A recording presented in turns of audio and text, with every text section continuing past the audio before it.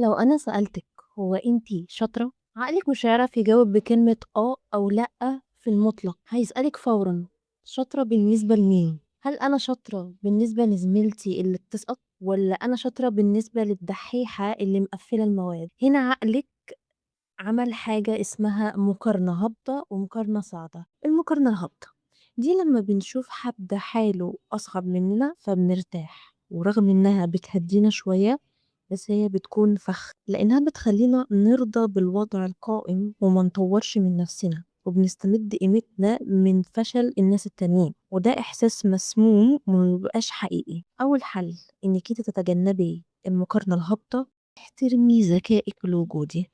المقارنة الهابطة إني أحسن من فلانة هي إهانة أصلًا لذكائِك الوجودي. ليه؟ لإنِّك بتستخدمي فشلها هي أو فشل الناس التانية كمُسكِّن مؤقت، أنتِ مش بتعالجي المشكلة، أنتِ بس بتخدّري إحساسِك بتخدّري إحساسِك بجرعة وهمية من التفوّق، يعني تفضلي واقفة مكانِك ما تتحركيش، تفضلي ثابتة.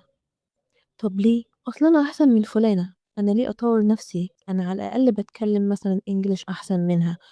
يعني مستوايا مش واو، بس دي مش بتعرف تنطق كلمة صح أصلًا. لا، لا، لأ، أنا كده تمام الحمد لله. غلط، غلط، غلط. ده أكبر فخ هتُقعي فيه، لإن عقلِك بيخلق إحساس زائف بالإنجاز، إحساس إنِّك كويسة، وإن ما فيش داعي للتعب، ما فيش داعي للتطوير، فتفضلي ثابتة وفي نفس المكان.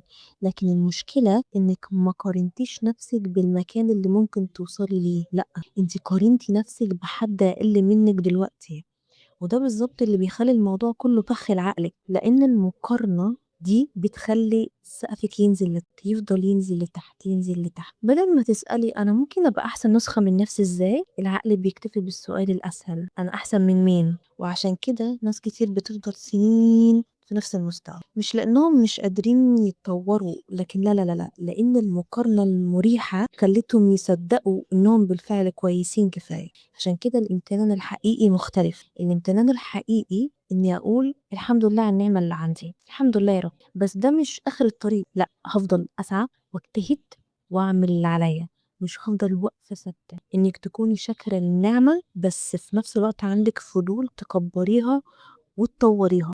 نيجي بقى للمقارنة الصعبة، تخيلي إنِّك واقفة في أوضة ما فيهاش مراية، ما فيهاش ميزان، ما فيش أي طريقة تعرفي بيها شكلِك أو حجمِك. بعد شوية حد يدخل الأوضة، فجأة تبدئي تبُصّي لنفسِك من خلاله، لو هو أطول منِّك هتحسّي إنِّك أنتِ قصيّرة، لو هو أقصر هتحسّي إنِّك أنتِ طويلة. الغريب هنا إن طولِك ما اتغيّرش، اللي اتغيّر بس هو المراية اللي قِستِ نفسِك بيها. المقارنة الصاعدة دي اللي بنعملها لمّا بنفتح مثلًا السوشيال ميديا، بنشوف البنات اللي سابقانا في الجمال أو الفلوس أو السفر. علم النفس هنا بييجي يقول لِك إننا بنعمل كده علشان نحفّز نفسنا، بس في الواقع لأ، ومع السوشيال ميديا طبعًا لأ، التحفيز ده اللي أنتِ شايفاه تحفيز بيتحوّل لحاجة اسمها جلد ذات، بتحسّي إنِّك واقفة مكانِك والقطر فاتِك، مع إن القطر ده أصلًا مش حقيقي. طيب إزاي بقى تتخلّصي من المقارنة الصاعدة؟ أول وأهم شيء ابعدي عن المقياس المتغيّر. يعني إيه ابعدي عن المقياس المتغيّر؟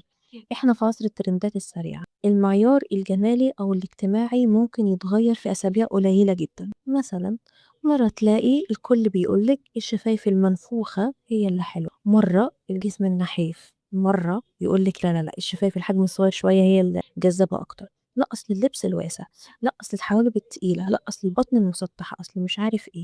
أنتِ حاطة نفسِك جوّه القالب ده، قالب أصلًا متغيّر، يعني هو اللي عمّال يشكِّل فيكِ يمين وشمال، يمين وشمال، شيء مرهق جدًا، مُتعب جدًا. لو أنتِ ربطتِ حالِك بالمعايير دي، هتحطّي نفسِك في حالة نفسية غير مستقرة. وإيه الحل؟ ابني نفسِك على أساس داخلي ثابت بالقيمة. يعني إيه الكلام ده؟ لمّا تبني نفسِك على إحساس داخلي من جواكِ، ساعتها مش أي موجة هتجيبِك وتوديكِ، مش أي موجة جديدة في المجتمع هتهزِّك.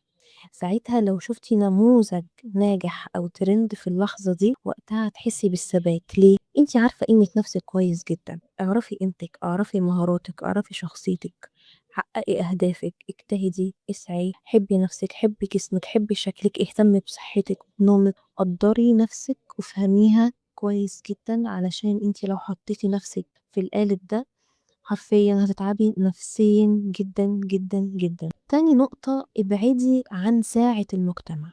يعني إيه أبعد عن ساعة المجتمع؟ لازم أتخرّج في سِن كذا، لازم أتجوّز في سِن كذا، لازم أتوظّف بعد التخرُّج، لازم أخلّف على طول بعد ما أتجوّز، لازم كذا وكذا. مين قال لازم؟ مين اللي بيحدد حياتِك أصلًا؟ هاقول لِك على حاجة، يا ريت المجتمع أصلًا بيرضي عنِّك في شيء. خلّصتِ جامعة، ها فين الشغل بقى؟ اشتغلتِ، برافو عليكِ، ها فين الدبلة؟ لبستِ الدبلة، ها فين العيال؟ جبتِ عيال، ها فين الأحفاد؟ تخيّلي حد يشتري ليكِ فستان ضيّق جدًا، هو ضيّق عليكِ جدًا وقصيّر ومش راضي يدخل في جسمِك، مش راضي حتى إنه يدخل في جسمِك ويقول لِك يالّا بقى البسيه، ده بالضبط اللي بيحصل معاكِ. هنا بقى لمّا تقارني نَفْسِك باللي ناجح قبل منِّك، تكوني فاكرة إن القطر فاتِك، القطر عمره ما بيفوتِك، ولو أنتِ ركبتِ محطة حد تاني النتيجة برضه مش هترضيكِ، عارفة ليه؟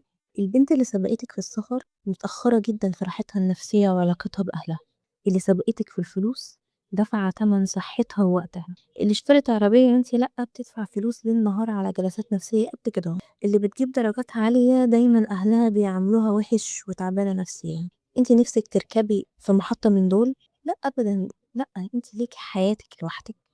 ركّزي في حياتِك أنتِ وبس، وده هيودينا لتالت نقطة، أنا كنيهان باشارك في أعمال خيرية وتطوعية في المجتمع كتير، ولمّا باشوف الحالات اليومية اللي بنشتغل عليها، يعني مثلًا شخص مريض بنلم له تبرعات، أسرة فقيرة مش لاقيين حتى سقف لبيتهم، بنت مش معاها فلوس لجهازها، حرفيًا كنت باشوف ناس ما يعرفوش أصلًا أنواع الأكل، هم أصلًا ما يعرفوش يعني إيه لحمة، بجد والله يا جماعة، ولا عندهم بيت ولا عندهم سقف ولا عندهم تلاجة ولا غسالة. وده خلّاني أحمد ربنا على نِعَم أنا باشوفها يوميًا قدّام عيني بس مش مقدّرة، زي الحمد لله على نعمة البصر، الشم، التذوق، مضغ الطعام. والله العظيم قبل كده ضرسي كان بيألمني جدًا ورُحت للدكتور، ولمّا كنت باكل ما كنتش بامضغ الأكل كويس، كنت بابلع بس وما كنتش حاسة بطعم الأكل، لذة الأكل كده وقتها ما كنتش حاسة بيها. حمدت ربنا على النعمة دي، نعمة التذوق.